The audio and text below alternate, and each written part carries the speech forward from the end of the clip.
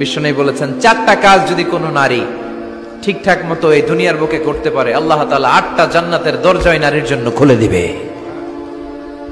1 নম্বরে বিশ্বনবী বললেন, আল মারআতু ইযা সাল্লাত খামসাহা, কোন নারী যদি 5 ওয়াক্ত সালাত সময় মতো আদায় করে, ওয়া সামাত শাহরাহা, রমজানের রোজাগুলো ঠিকমতো রাখে, আতাআত বালাহা, স্বামীর আনুগত্য করে, ওয়া হাফিজাত ফুরুজাহা, নিজের লজ্জাস্থানের হেফাজত করে। 4টা, কয়টা?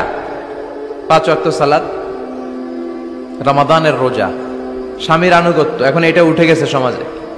কে কার উপর ডমিনেটিং করবে এই নিয়ে গুতাগুতি আছে না নাই? কে বড় হবে, কে মশারি টাঙ্গাবে রাত্রে, কিলাকিলি আছে না নাই? হাজবেন্ডকে তুই টাঙ্গা, স্ত্রী কয় আমনে টাঙ্গান, আছে না নাই? আনুগত্য নাই, ছোট্ট খাট্ট বিষয় নিয়ে কিলাকিলি। এজন্যই ফ্যামিলির মধ্যে